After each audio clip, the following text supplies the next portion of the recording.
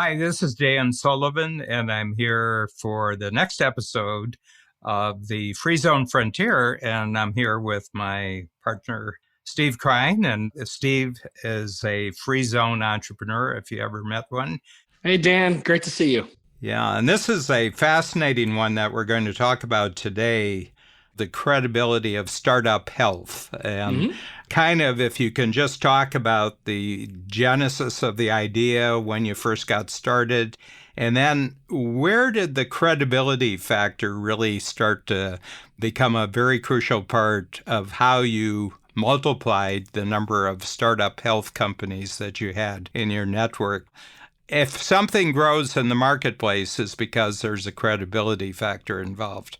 Yeah. Well, it's funny because credibility, and even more today than ever, your reputation and the success of what you do and who you help and what you make an impact on is more important than ever. And the vast amount of both content and news cycles and content creation engines out there in all forms means that the credibility that you have, that your organization has, is everything. And it can take years upon years upon years to build up your credibility. And as I think we've seen, even of recent, it takes moments to destroy it all. So the idea that you're carefully managing your brand and building the credibility really goes back to each of the building blocks that we've built on, capabilities, and really the underpinning of what I think is, who you are and what you do, and the collaborations that you create with individuals and organizations, and the content that you put out all builds on the credibility that you have. And for me, we had built obviously a lot of credibility as entrepreneurs over at the time, a 15-year period or 18-year period. It's now almost 24 or 5 years of being thoughtful entrepreneurs, but really our credibility lied in our network of other relationships that we had, and that old notion that you are who you hang out with. So the idea around credibility and reputation and believability does come down to using proof points of the impact that you're making. That could come in a lot of different forms, from case studies or successes that you can hold up, testimonials that you can share, stories that people in your ecosystem, whether they're customers, clients, partners, team members, all of those things layer into credibility and believability. For entrepreneurs in startup health, one of the things that we talk about most around credibility is proving to others of the progress you're making by getting the stories out of the progress that you're making. This was just an observation on a previous discussion that you and I had. Having filters is a very, very important tool in establishing credibility. And I was just thinking of someone who's been accepted into the Startup Health Network. They know that they were one of 20 companies who had presented themselves to you, and they passed and the other 19 didn't. Yep. That has an enormous amount to do with credibility. Who you hang out with, who you help, who are your clients or customers or partners, that matters. That is actually adding or detracting from your credibility. So every entrepreneur selected for Startup Health is a representative of our ideals and our representatives out in the market, whether they walk into GE to present to the executives at GE, or a hospital, or talk to a patient. It's a walking, living, breathing piece of the credibility that we create, ultimately filtering people that come into your orbit, whether it's formal, like a scorecard that we use to assess every entrepreneur before we even look at their company, who they are, what they believe in, how committed they are, who they surround themselves with. Ironically, I believe the easiest, quickest way to build credibility is look around you and make sure that your team members, your clients, your partners, your investors build your credibility and don't destroy it. Because again, it takes years, if not decades, to build reputations and credibility, but it takes one silly action, article, or accusation to eliminate that credibility. and then you got to start over, or maybe you never even get it back. We're watching a lot of that happen in Hollywood today. So I think it's a fascinating word at a fascinating time where people need to be very self-aware about how important credibility is, and go back to content, go back to collaboration and collaborators, go back to capabilities, and make sure that it all builds credibility. I talk a lot about credibility with our team, and I have, in the workshops over the years. And Steve, one of the things I've said is that it has to do with what other people are saying about you when you can't hear them. Yeah. Some controversial ideas you put out there. We talked on the last episode about the time system, right?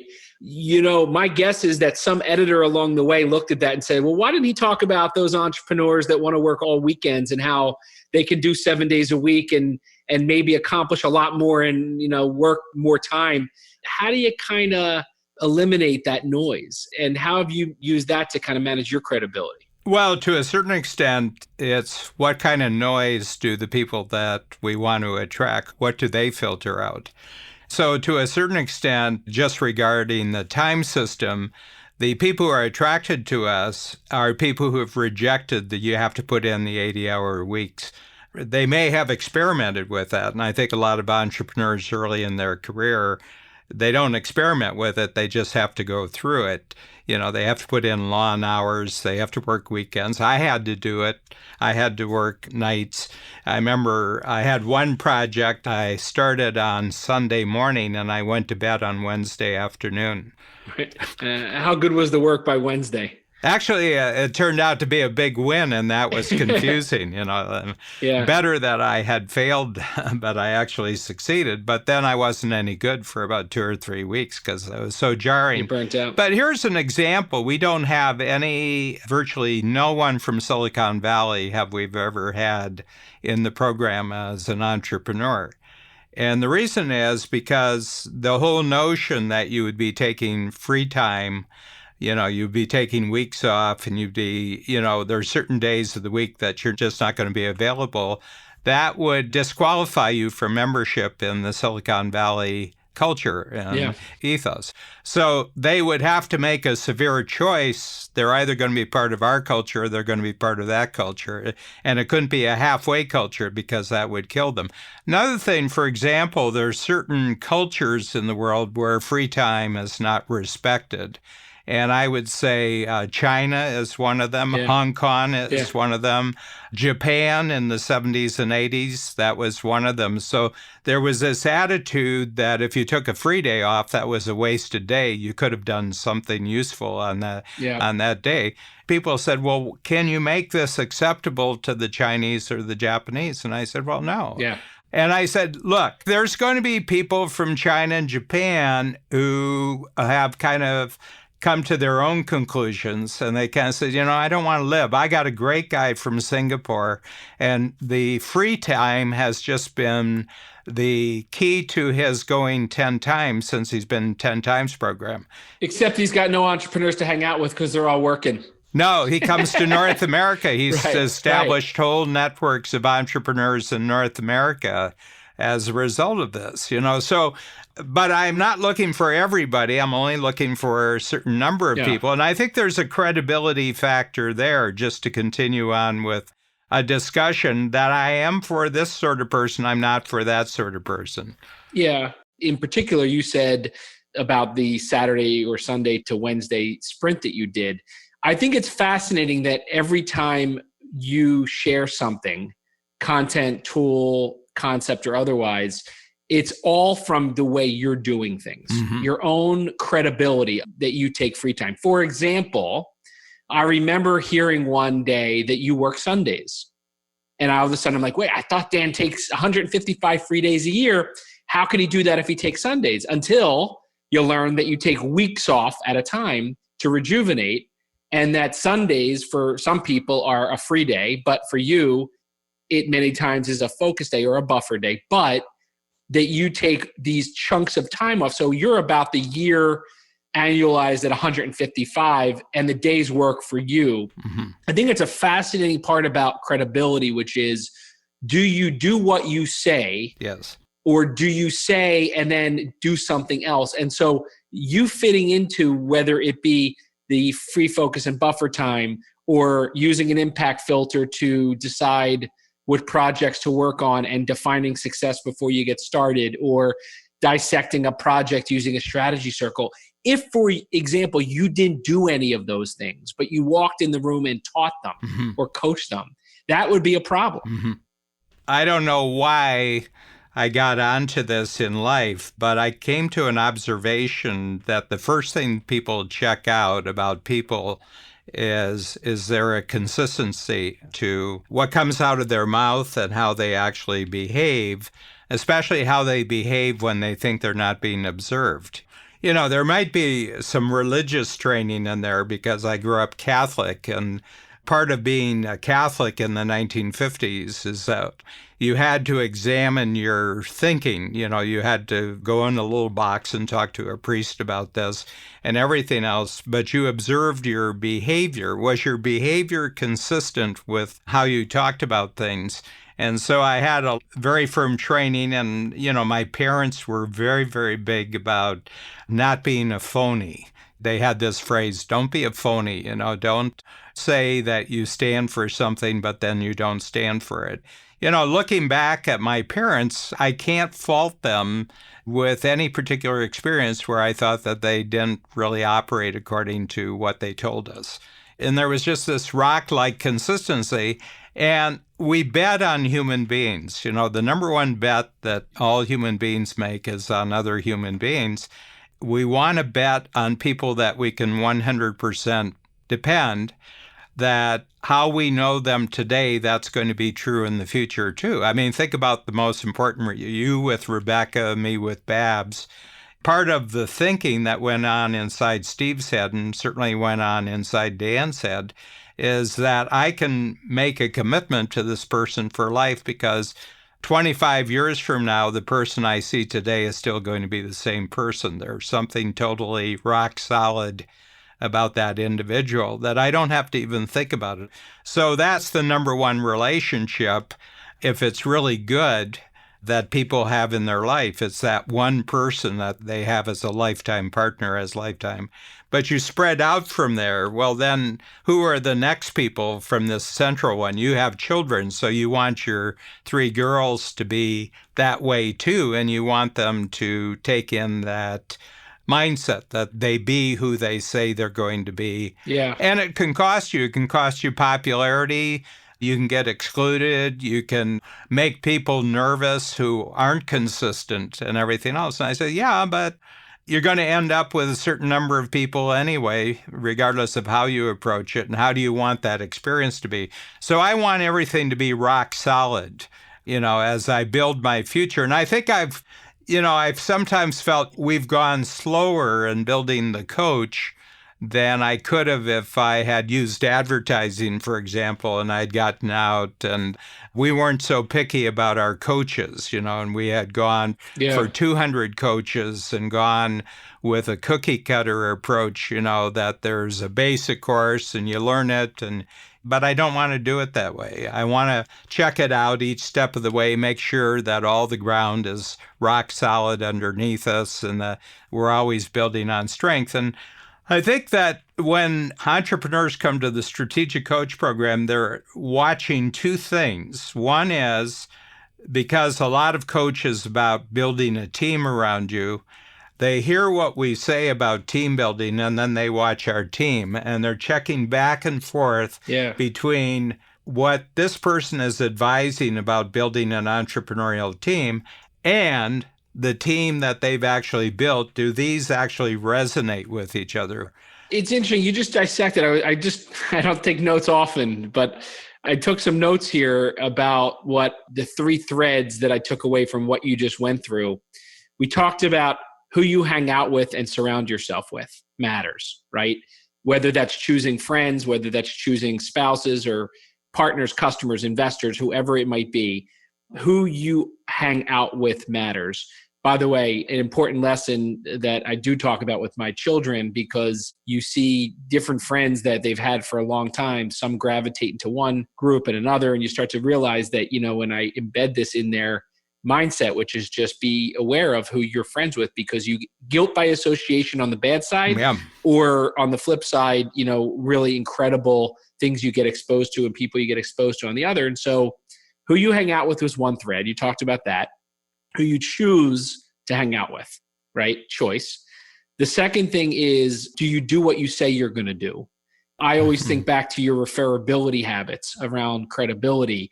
And I think it's an appropriate time to share them in a second, because I want to get the third one out. And then I want to come back and talk about referability habits, because I think that's all about credibility building. Yeah. They're actually credibility habits, really. Yeah. And then this third one. So if it's who you hang out with, the actions that you're taking. But then the last one that I took away was and the impact you're having to show not proof, but validation of what you're doing is working. And so those successful clients or those successful implementations or the successes that you're having do matter. People want to see them and look for them. And while I might talk to 100 people and get lots of different things, did I talk to the ones that are having success and that are successful? And does that reflect on your credibility? And so 3 different things, but it's a really jam-packed word. Yeah. But you created these habits, the 4 habits of credibility. I think it used to be called referability, but it is all about credibility. Can you share those 4 habits and why they're important? I should say that we have about 10 school districts across the United States that I know about that have these 4 habits actually framed and on the wall of all the classrooms, and it's part of the teaching in these schools, and word has come back to me through my clients who are connected with these school systems. But the first one is show up on time. I try to show up early. I'm virtually always on time, and if I'm not on time, I make a point about apologizing for not being on time. Okay, without making an excuse. I'm sorry, I wasn't careful about the timing here, so I'm really sorry that I didn't show up on time. I'll come back and talk about why that showing up on time is so important. The second one is do what you say you're going to do. Do what you say. So if you say, I'm going to do such and such, do it. And don't say something that you don't do. Just have a little checklist. Did I do what I said I was going to do in this situation? Number 3 is finish what you start. If you start something, finish it. Now, finishing it can mean, I thought this was going to be a really good project. I've decided that's not a good project, so I'm ending the project. You've finished it in the sense that it's not left open, it's not left indeterminate. And then number 4 is say please and thank you. Say please and thank you. Please means that it's a communication to a person that you're not taking them for granted, and you want to get their permission to do something that will involve their teamwork. And thank you means that you're grateful, that you're appreciating who they are. Sometimes, Steve, I'll give a little exercise that I've done with individual entrepreneurs, and they'll say, my life is, it's really crazy right now and everything, nothing's working. And I says, can I do a little reality check with you? Go back to last week. Was last week a crazy week? And they said, yeah, it's a crazy week. I said, did you show up on time for all your meetings last week? Oh, no. I mean, my schedule's out of control. And I said, okay, you didn't show up. I said, how many times did you not show up on time? And in one case, the person said there were 10 times he had 10 important meetings and he didn't show up on time for any of them. Okay. And then I said, did you do what you said you were going to do last week? No. And they always have an excuse. This happened and this happened, this happened. And then the other one, did you finish what you started? No, they didn't finish what they started. And the third one, did you say please and thank you? Not once during the week did they say please and thank you. And I said, well, quite apart from all your internal reasons and what you thought was going on, what the impact of your performance was last week on everybody that you met is that you're not credible. And the reason why you had a crazy week is because you had no credibility last week. And everything you were doing was making you less credible. So could you spend next week just planning out the week so that you show up on time for every meeting, that you do everything that you've promised that you actually do, everything you started during the week you finished, and you said please and thank you to everybody. Would you be willing to do that? And then in the following week, I'll have a conversation with you about some big things you might want to rearrange in your life. But I just want you to get the difference between what last week felt like and what next week is going to feel like, and then make some determinations about what's really happening in the way that you're interacting with other human beings. In about 2 or 3 of the cases, they went out and they didn't do anything that I said, and nothing good happened as a result of that. In one case, a person came back and said, if I just follow those 4 habits, probably 95% of everything in my life works. Yep. And then I have time and I have the attention for the other 5%. If somebody says there's going to be there at 10 o'clock and it's 5 after 10, their credibility is going down in my estimation. Yeah. I got to tell you, I'm still bad with my time. I got a lot of credibility, but that's what I'm going to work on, because I don't think I've ever gotten honest about the idea that that actually does take away from credibility. You know, if I'm honest about it, I think the time one has always been one that trips me up, because I am always wherever I am at that moment. And a lot of times when I have a commitment to go to the next place, it does take a lot to shift from being where I am to saying, I've got to wrap this up and go to the next thing. Not that that's a good excuse, but it's an interesting thing. As you were going through the credibility habits, it is one that does tie to who you hang out with. Do you do what you say you're going to do? And is what you do consistent with what you say you do? And this notion of the impact you're having. So it's interesting that you can continue over the entire journey of your life and through every phase of entrepreneurship, keep working on your credibility habits. As you get more successful, as your company has more success, how do you keep the credibility building and flying? Not just more time elapsing. Well, I think these 4 habits, first of all, there's me as an individual. Do I practice them? And then the other thing is, as teamwork inside the company, do we practice showing up on time, doing what you say you're going to do? And then the big thing is, we as an organization in relationship to our client base, do we follow through? There are 4 things, but the key about the credibility thing is that for the most part, you will never know how you are punished for not observing these.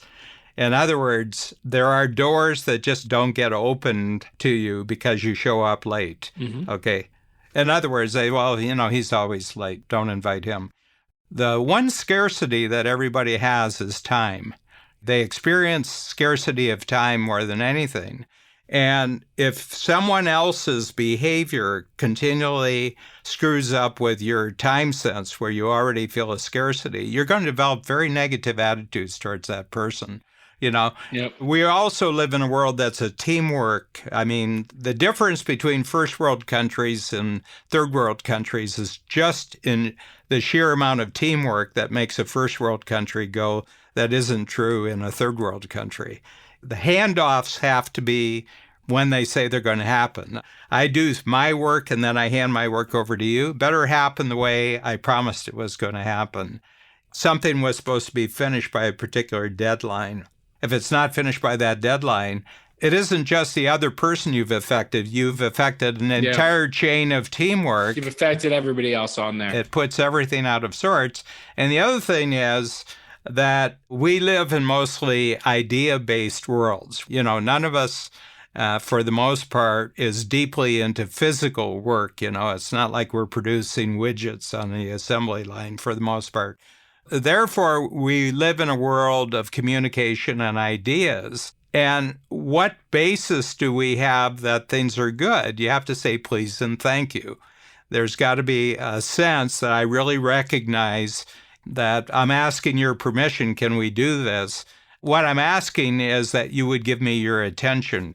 So living in the world we live in the 21st century, there's got to be some rules of behavior that will either reward your credibility or I'll punish you for your lack of credibility. We've got to have a system for rewarding and punishing people on their behavior. Otherwise, there's no order, there's no structure, there's no dependability that we can look forward to. So I'm really super sensitive on the 4 habits. Yeah, well, it's interesting because the 4 habits plus this notion of it going backwards to the content that you create or the collaborations you have or the capabilities that you're building on. I find entrepreneurs often have a difficult time sharing and owning up to that credibility or believability as a trait of importance. And I say that because I'm often struck by entrepreneurs who don't share the wins and the successes and boast about the progress they made.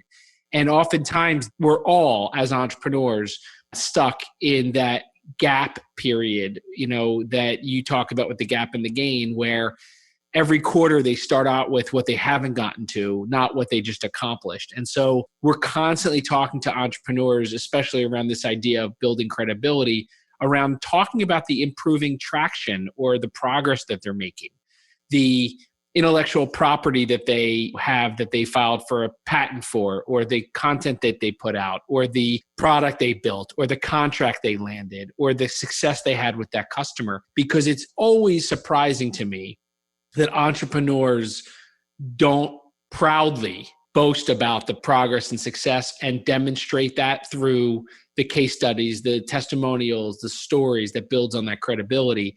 And that is something that comes with time, not just saying it. And so I want to make sure we don't run out of time. Speaking of time, what would you say is your biggest insight from this conversation about credibility? Well, I think the big thing, and this is a thought that's just occurring to me right now, to be a consistently credible person in the marketplace of today, a company that always delivers on what it says, it always shows up on time, that is unfailingly polite and gracious in its interaction with anybody that involves them.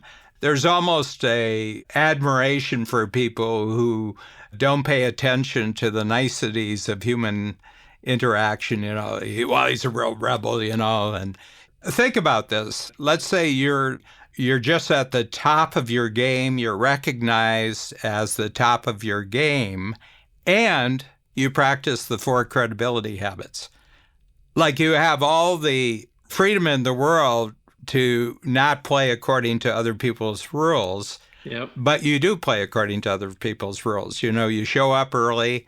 Let's say you're a very famous person, you're renowned in what you do, and you always show up on time, you always do what you say, you always finish what you start, and you always say please and thank you. Think of the impact of that, of someone who's just unfailingly correct in that behavior. Never more important to stress than right now, because, as a father with children, what we're reading about with people from Hollywood and other places, it actually means something to do each of those 4 things. The interesting thing is a lot of the credibility behaviors often are instilled during childhood, right? And what you're watching people around you do or not do the capabilities, do the collaborations, and does the content add to credibility? Yes. So I like this one. You've kind of raised my antenna up about time. So because I am always present wherever I am, and I am on this podcast right now, I realize I do need to go so I'm not late to my next meeting. Yeah. But I really appreciate the conversation. And I love each of these topics. I can't wait till we go back over them again. That's great, Steve. One of the things I have to tell you is a real treat for me is that you remember all the concepts in Strategic Coach. I just remember the ones that I've worked with, and you keep bringing back oldies but goodies. It's like, listening to rock and roll record. Oh, geez, that was a great. As you look up and ponder where you were there. Yeah. All right. Loved it. Great, Dan. Look forward to that conversation and always enjoy these. Have a great day. Okay. Thank you, Steve.